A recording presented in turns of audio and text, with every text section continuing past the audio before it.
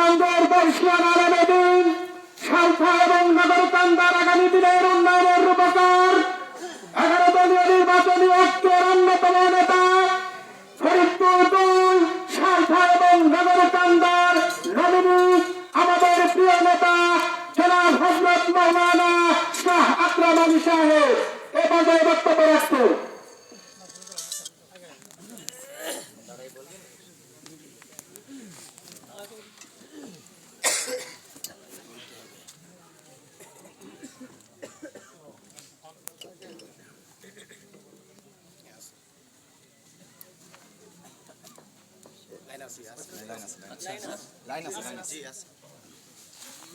السلام عليكم ورحمة الله. وعليكم السلام.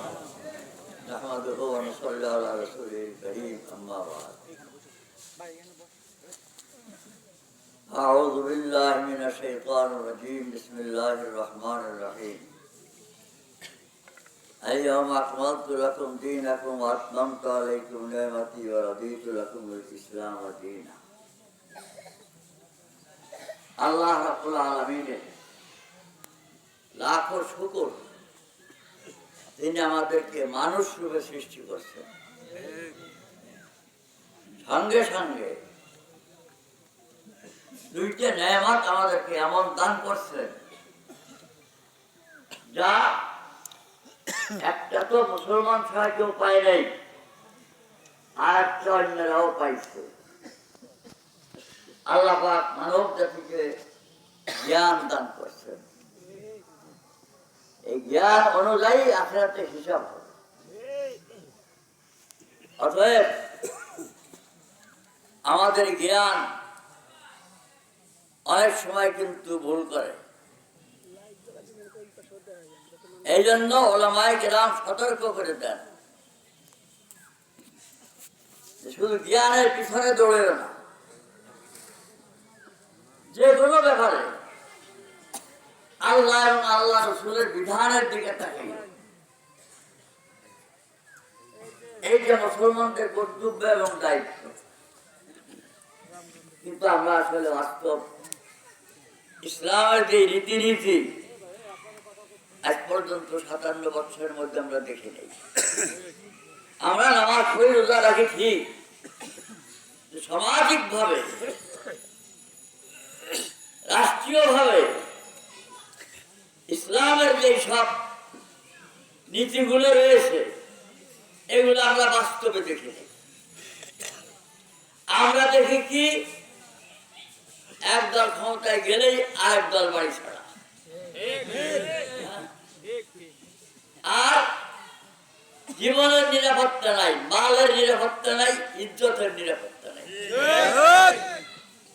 এই সারা জীবন দেখতে দেখতে আসতেছে। আমরা জ্ঞান দিয়ে করি, মানুষের তো বোঝা উচিত এই দুর্নীতি যাতে আমাদের বাংলাদেশ জমিনে আর না থাকে। এই দুর্নীতি যদি দূর করতে হয়, ইনসাফ ভিত্তিক সমাজ দেখতে চাই, জীবনের নিরাপত্তা চাই,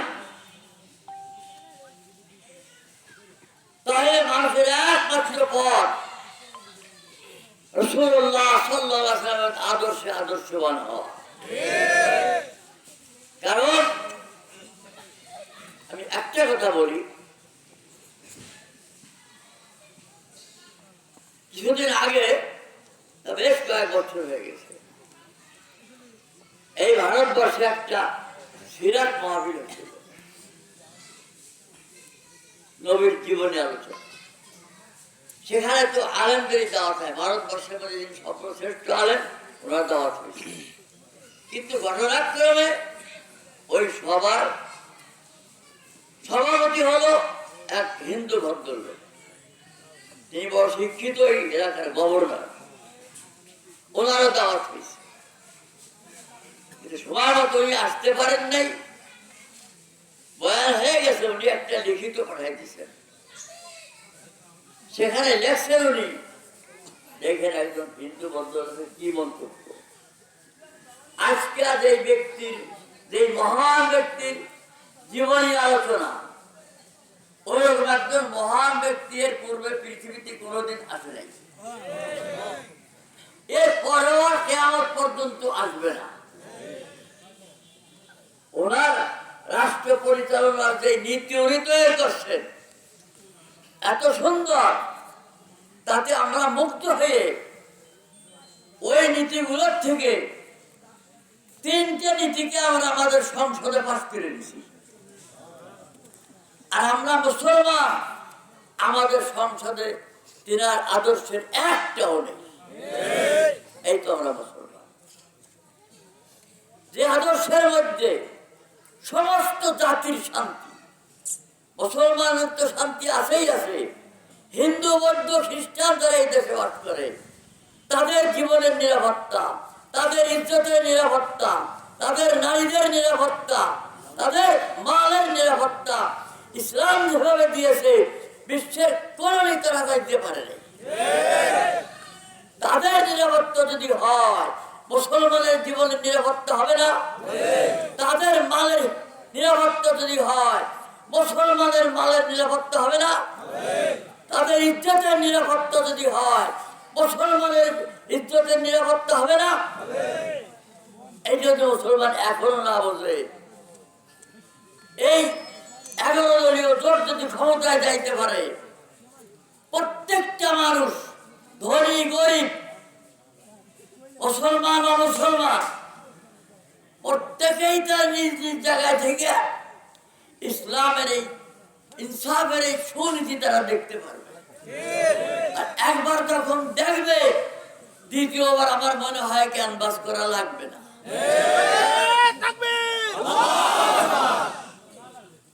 ইসলামের এমন এক যুগ গেছে, একজন সুন্দরী যুবতী মহিলা পোশাক আশাক মহিলা, মনে করেন এই রামচন্দ্রপুর থেকে ফরিদপুর যাবে, হাঁটার পথ ছিল আগে, এই মহিলা যুবতী মহিলা হাইটে ফরিদপুর যাবে, তার দিকে কোন যুবক তাকাবে না।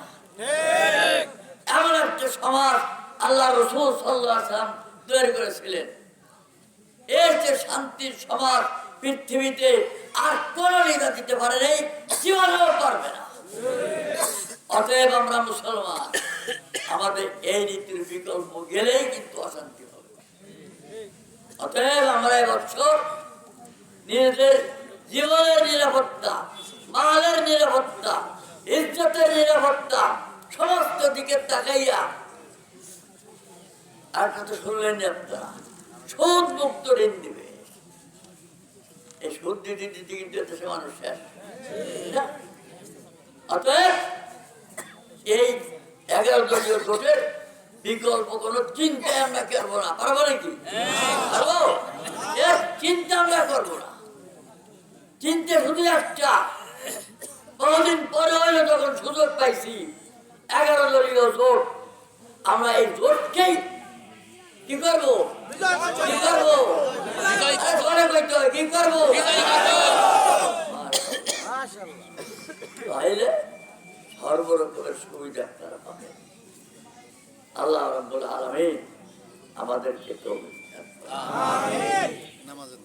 নামাজ হয়ে গেছে, আমরা দোয়া করি।